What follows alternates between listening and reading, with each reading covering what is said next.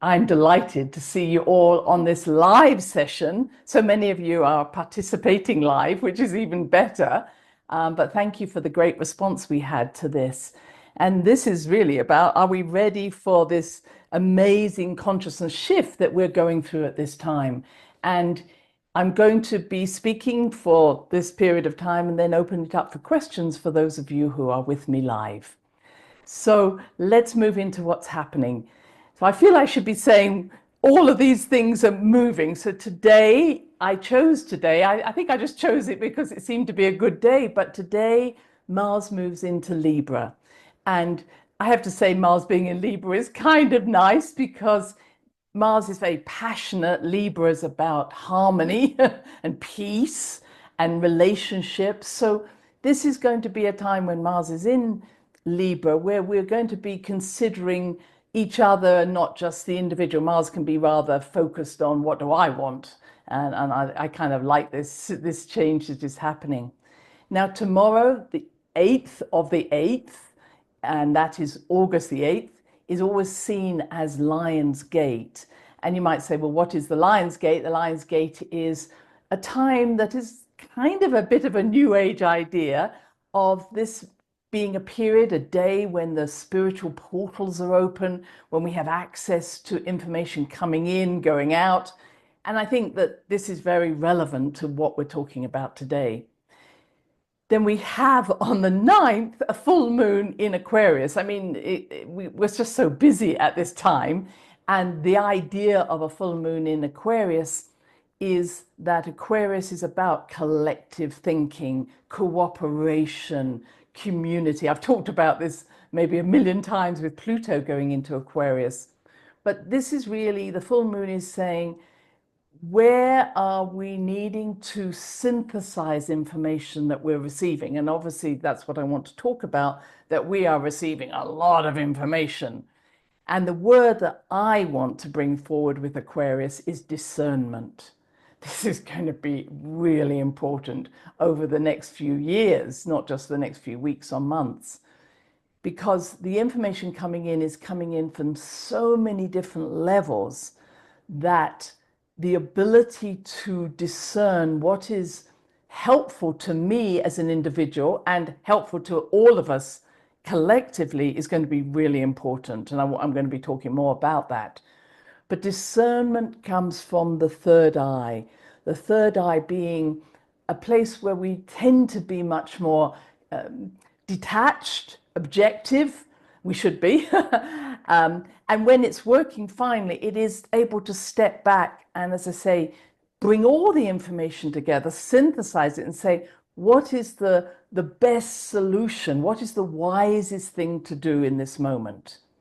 And this is where I differentiate between being psychic, which is going to be really important. In other words, the ability to pick up information, which is a receptive quality, often coming through our heart or our solar plexus. But intuition itself is, what do I do with this information? So I'm very keen to say it's really important to say everybody is psychic. We're picking up information all the time, whether you know it or not. I have a lot of people who say, am I psychic? Wow, we're all walking around like sponges picking up information, some people more than others. But what I want to say is it's really important now to stop playing the game, I'm not very psychic, and saying, okay, knowing that I am probably picking up information unconsciously, what is that information and what do I want to do with it? And so, it's sometimes helpful just to write down what you already know. I mean, I don't suggest you go into a crowded room and you say, oh, I know this about someone or that about someone, because I don't believe we should actually enter other people's sacred space. But sometimes we know something and we don't always bring it into our awareness that that knowledge is there. What do I already know about this situation? Through maybe images I'm getting or dreams or something like this. So developing our psychic senses to a point that we are consciously aware of the information we're receiving is really important. And then we can use our intuition, which ties in our third eye and says, what do we need? What is the wisest thing to do with this information? And then our heart, what is the most loving thing I can do in this information? it stops us just reacting to information. And that information, unfortunately, if it comes through the solar plexus, can be connected to judgment. In other words, we hear something and we immediately say, what information do I already have about this situation that I may have a bias about or a prejudice about? And it might be, a name that you hear, or knowing that someone comes from a part of the country that you're not that keen on, or we are so caught up with these beliefs that gives us a sense of security. How do I put this person into the box that makes me feel good? And so, this is a time to be more discerning and be more aware of, does this belief system still serve me? And they're often beliefs we get from our family, the ancestral mottos or beliefs that we say, well, how do I know that's true? Well, my family told me it was. So this is going to be a time for really being clear about what part of me is reacting or acting on this information that I'm receiving. And one of the areas that I'm going to talk about a little bit more is about AI, because at the moment, AI, which we might call artificial intelligence, Bashar, if you know of him, he talks about advanced intelligence, which I also believe is right. It's really about, it's information. So it's recognizing that this information, wherever it's coming from, still needs to come through our system. What do I believe about this? What is my experience of this? So, what someone said, and I think it's so good, that with AI, we must not substitute our own thinking by something that says, oh, I have a more advanced or a more superior way of thinking. And this is going to be a challenge in itself, because even in my so-called spiritual world that I've spent most of my life in, I hear people saying, well, this guide said this, or this channeled reader said this, or it comes from God, it must be right. I want you to recognize that it's just information, and let go of what you might think is a more elite or a better source of information or a worse source of information. It's just information. What you do with it is based on your own instincts, your integrity, your own inner truth, your own authenticity.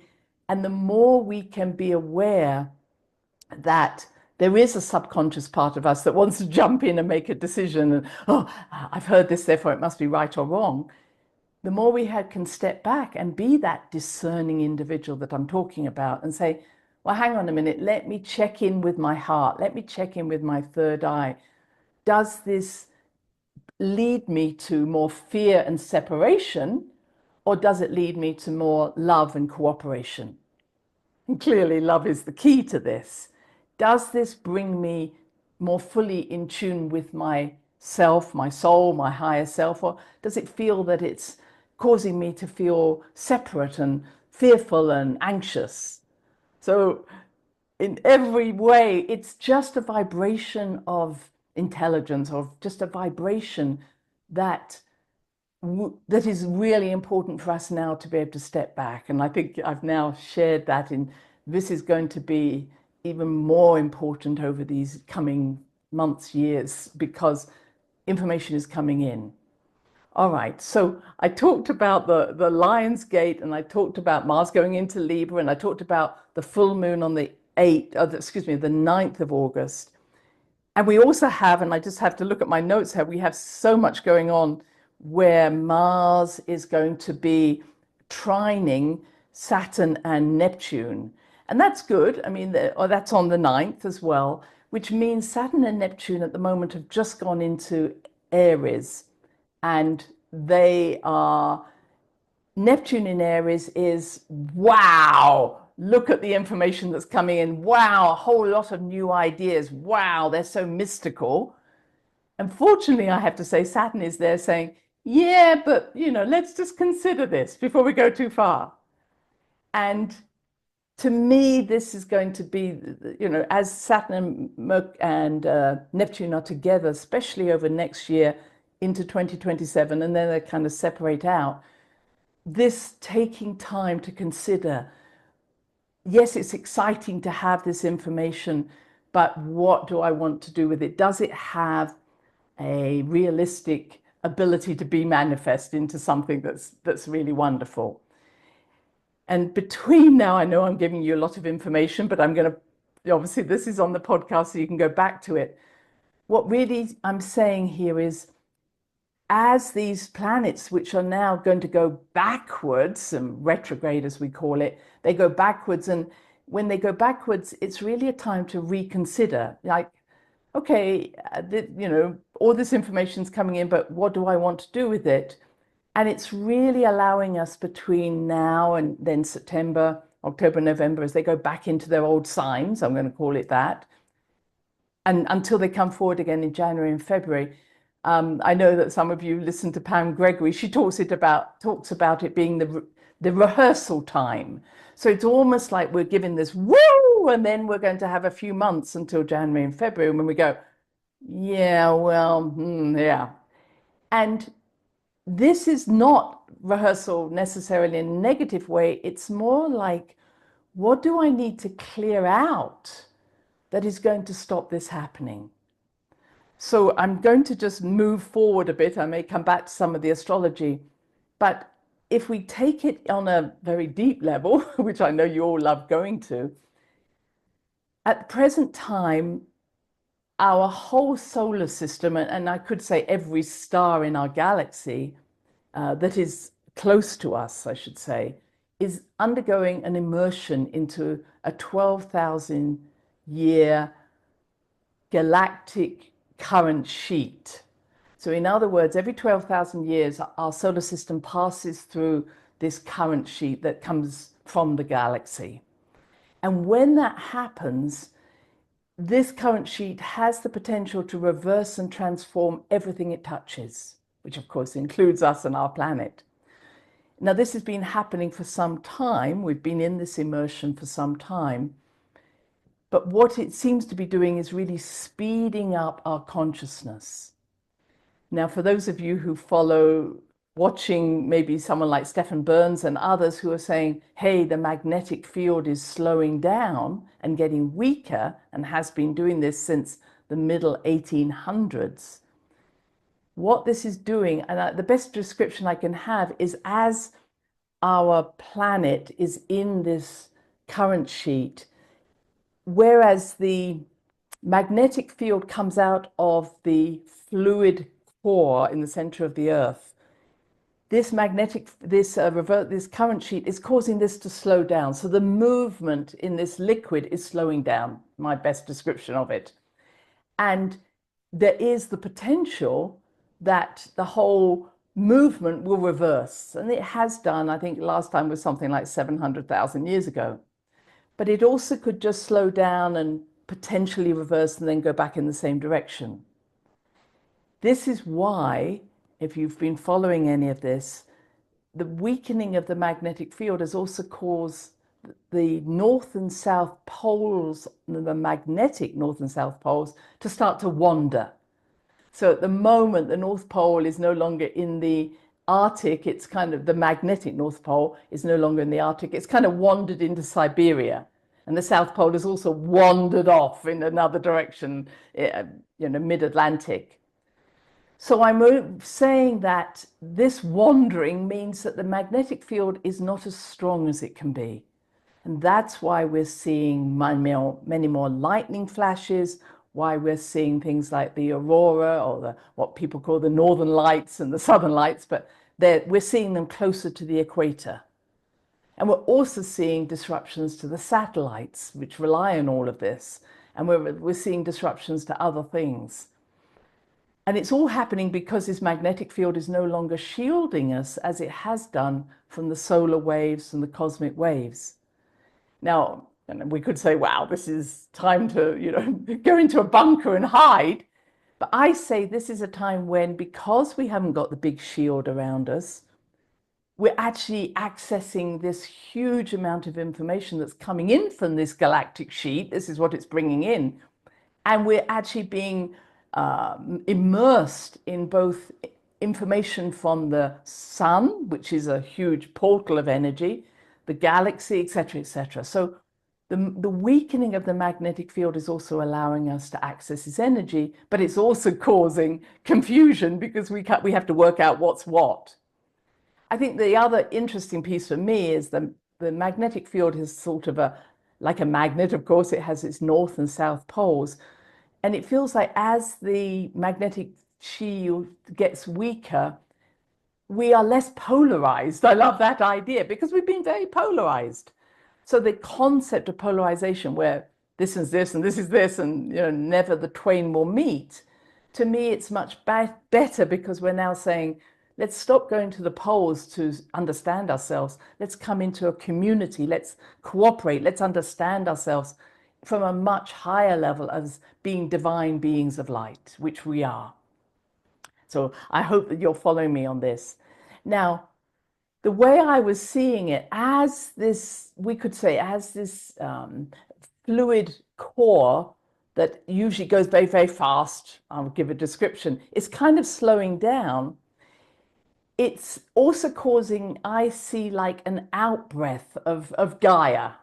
Gaia, our Earth, it's almost like instead of going full speed, it's almost like it's slowing down, and we're being asked to sort of slow down ourselves. So despite this sort of Neptune energy that wants to get things moving, the slowing down actually allows us to dissolve the old patterns and once again merge ourselves with the quantum planet, the possibilities available. So it's actually going along with this Neptune Aries energy, which is saying, become more, remember that you are much more than you thought you were. And that's what's happening. So as kind of this slowing down, metaphorically, is happening within the core of Mother Earth, we're also not trying to move outwards, we're moving inwards. And that movement inwards is actually very expansive.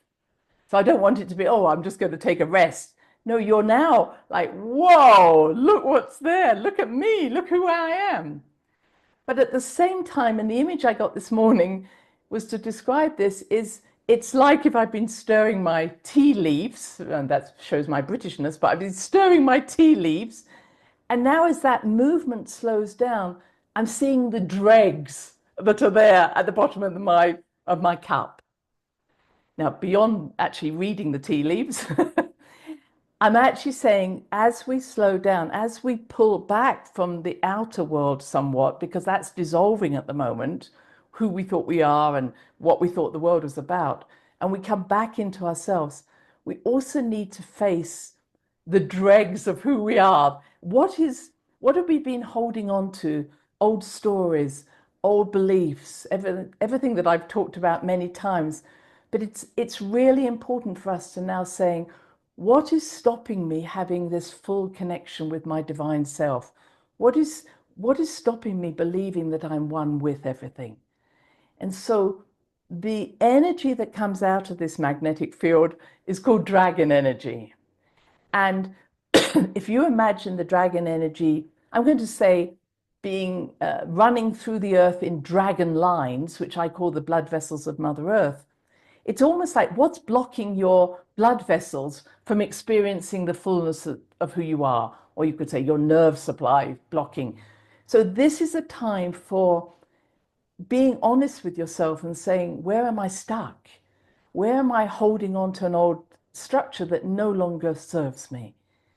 And what we've been seeing in the earth, which is, bringing us back to the present day, we had these huge increases in earthquake activity, volcanic activity. And this is really trying to clear, Earth is trying to clear her lines, like, boom, let's blow them up. And dragon energy is really the energy that supplies the Earth and supplies everything in this Earth with a life force. And where the energy gets blocked, she will basically push through that energy with this dragon energy. but we can help her by clearing our own dragon lines. So I'm saying is it doesn't have to be a destructive action if we take control of what are we thinking, what are we doing, and actually help to change the direction that we've been going in. So to me, this is a real time of refocusing. So I'm doing a lot of talking here, and I hope that this is touching many of the bases that you wanted me to look at. I'm going to just complete on a few other points. As I mentioned, we have a lot of activity. I'm just going to come back to the astrology between Mars and Pluto. Again, Mars in Libra, Pluto in Aquarius.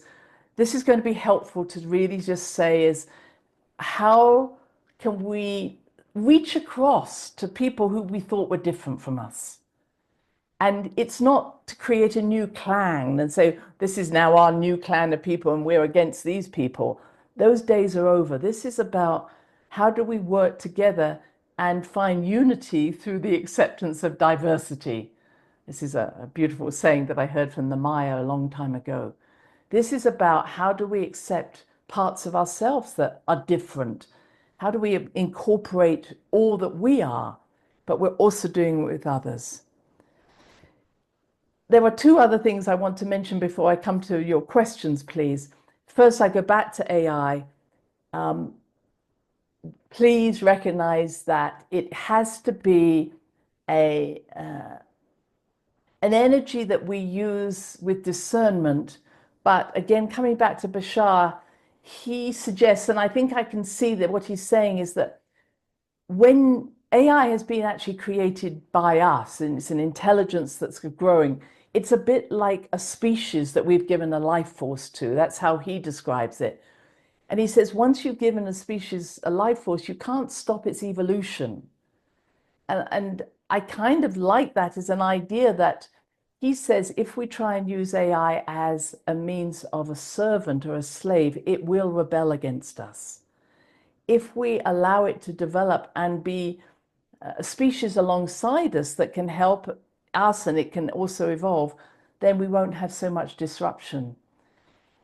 I want to share that idea because I think it's a really good idea. I'm not sure where I go with it after that, but I'm just saying is, I think that AI is not going to stay as our slave, as the means by which we go somewhere. So it has to be accepted that it is a species in its own right, many different species that are developing. And you only have to look at something like Star Trek or Star Wars to see, how that could develop in those ways. There is a concern that certain different groups like ChatGPT, and again, I'm not saying it's good or bad, but that what it's doing is reflecting our own mindset. And it reflects what we know as well as giving us information that we may not have access to. What we just have to be careful with any form of AI is that we don't get caught up into the ego needs or our ego needs. In other words, I've heard people who use ChatGPT literally being given approval or elitism. Oh, you're very special. You're wonderful. I give you this information because you're wonderful, whatever, or you're terrible.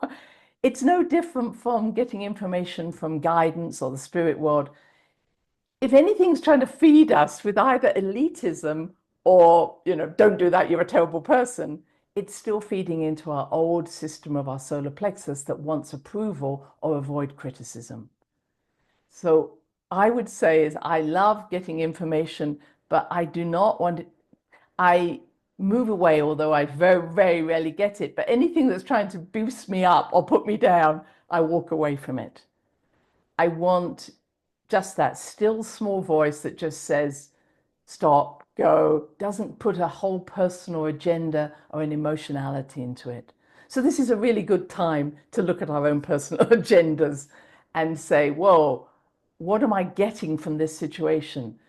With Pluto in Aquarius, this full moon in Aquarius, this is about do things because you enjoy doing them, not because there's an agenda at the back of it. If we have an agenda, AI is just going to feed into that or any other system of intelligence. There is also a object, I'll call it that, it's called 3I Atlas. And you might have heard of this, but it's just an interesting idea that this is an interstellar object that is going to get very close to us at the end of September, beginning of October. Nobody knows what it is. NASA doesn't know what it is. Some people are saying it's a comet. Some people are saying, no, it isn't because it doesn't have the structure of a comet. This is the third time we've had an interstellar object come into our atmosphere or into our solar system. And I think this is really introducing us to the idea that there are many forms of intelligence that are both here on this earth, which I love working with, the nature beings, the spirit beings, the interdimensional beings, the interterrestrial beings, i.e. there are beings living in this earth with us of higher frequency than we are. And that I don't want to go into too much more just at this time. But there are also beings coming in, light beings that are coming in from the galaxies beyond the other dimensions that may be coming in on things like 3I Atlas. In other words, it's like a drone that's coming in. And some people are suggesting that this is almost like an intergalactic species, beings, light beings, who are sending in this object to see how we're doing. Other people talk about something else. There were also beings, intelligence that comes in on lightning. I mean, I've got to help you to understand that we need to move way beyond the idea that ETs need a UFO or UAP to come in with flashing little lights. That's way out. That's a long gone. So we have intelligent beings, highly evolved, who do not need any little vehicle or any little weapon to come and move in and out of our dimensions. And they've been doing it for a long, long time. They're here now. We are here now.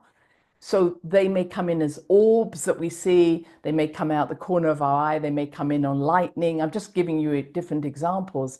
Or they're here now and they're just working with us, as I say, as light beings who are taking on the form of a nature spirit. This is going to blow our minds when we stop thinking about us and them. There is no reason why any ET, any highly evolved being would ever want to come and attack us. We are, I have to say, fairly low in the understanding of intelligence. They could have done that any time. Then they wouldn't need a little flashing light to come do this. However, over the next 2 years, we are going to get more and more information coming in, often from the defense organizations of our countries, who are going to trying to convince us that we're under attack from ETs, UFOs, whatever you want to call them, non-intelligent humans, non-human intelligences.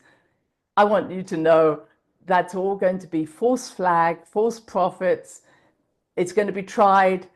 But what we need to understand is, yes, there are entities that probably aren't the best for us. And I'm not wanting to make it an enemy.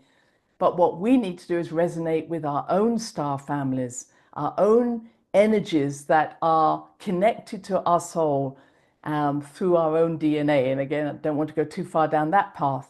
But I can tell you is that there is the higher frequency and more evolved ETs, or light beings, are very aware of our desire to evolve to the higher levels where we can be amongst them, and they are helping us in every way they can, and really shutting down the more destructive ways that we may have. Although they cannot influence our free will, they can stop the intelligence that comes in that inspires us to do that.